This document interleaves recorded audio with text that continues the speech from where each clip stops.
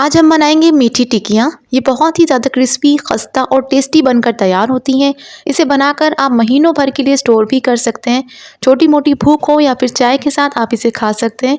अक्सर लोगों से कुछ गलतियाँ हो जाती हैं, तो इस वीडियो में मैं आपके साथ परफेक्ट मेजरमेंट शेयर करूँगी, जिससे आपकी मीठी टिक्कियाँ एकदम परफेक्ट बनकर तैयार होंगी। तो चलें रेसिपी को स्टार्ट करते हैं। तो मीठी टिक्कियाँ बनाने के लिए सबसे पहले आपने एक बर्तन को सेट कर लेना है। कोई भी ग्लास या कप को आपने सेट कर लेना है, क्योंकि उसी मेजरमेंट से हम तमाम इंग्रेडिएंट इसके अंदर ऐड करेंगे।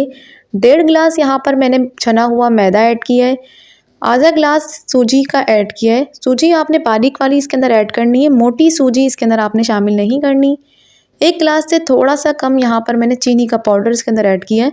नॉर्मली जो आपके घरों में चीनी इस्तेमाल होती है, आप उसको पीस के इसके अंदर शामिल कर दें। 4 से 5 टेबल स्पून पिसा हुआ नारियल यानी कि डेसिकेटेड कोकोनट के ऐड किए हैं। 4 से 5 इलायचियों को मैंने कूट के इसके अंदर शामिल किया है। इससे हमारी टिक्कियों के अंदर बहुत अच्छी सी खुशबू पैदा होगी। आधा ग्लास यहाँ पर मैंने मेल्टेड घी ऐड किया है। घी आपने इसके अंदर शामिल करना है, तेल आपने इसके अंदर शामिल नहीं करना। घी शामिल करने से हमारी पूरियाँ एकदम खस्ता बनकर तैयार होंगी। अब आपने आटे को मुट्ठी के अंदर बांध के इस तरह से चेक कर लेना है। अगर ये खट्टा होने लगेगा तो इसका मतलब है कि आपकी मीठी टिक्कियाँ एकदम खस्ता बनकर तैयार होंगी।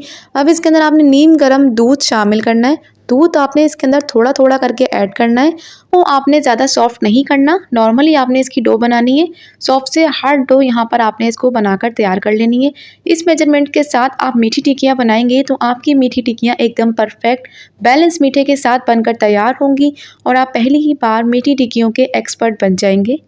अक्सर लोगों से कुछ गलतियां हो जाती हैं, तेल में जाते ही टिक्कियाँ बिखर जाती हैं या फिर बहुत सख्त हो जाती हैं, लेकिन आप इस मेजरमेंट्स के साथ बनाएंगे तो आपकी मीठी टिक्कियाँ एकदम परफेक्ट बनकर तैयार होंगी।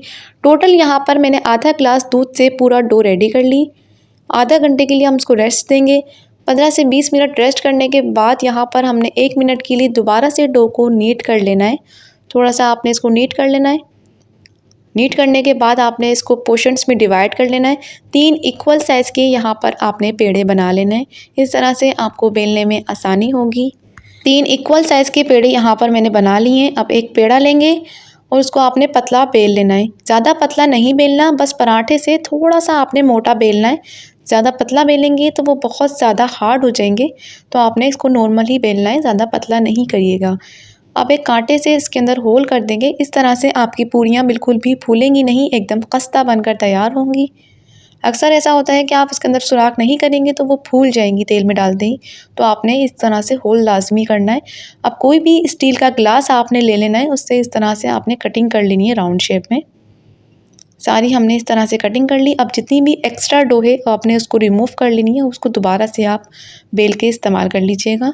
अब इसे आपने पहले से गरम तेल के अंदर शामिल कर देना है। तमाम मीठी टिक्कियाँ आपने तेल के अंदर ऐड कर देनी है। दरमियानी आंच पे आपने इसे कुक करना है, बिल्कुल आहिस्ता आहिस्ता।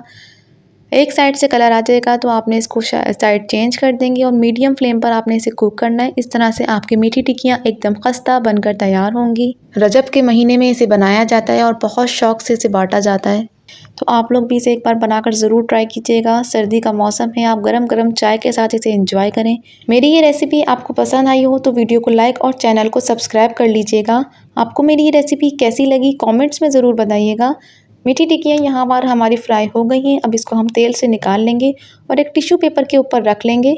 इस तरह से तमाम एक्सेस ऑयल निकल जाएगा। थोड़ी सी हवा लगने के बाद ये और भी ज़्यादा क्रिस्पी हो जाएंगी, बिल्कुल इस तरह से बिस्किट्स की तरह बन जाएंगी। इंशाल्लाह एक और यूनिक रेसिपी के साथ दोबारा मुलाकात करेंगे। खुदा हाफिज़।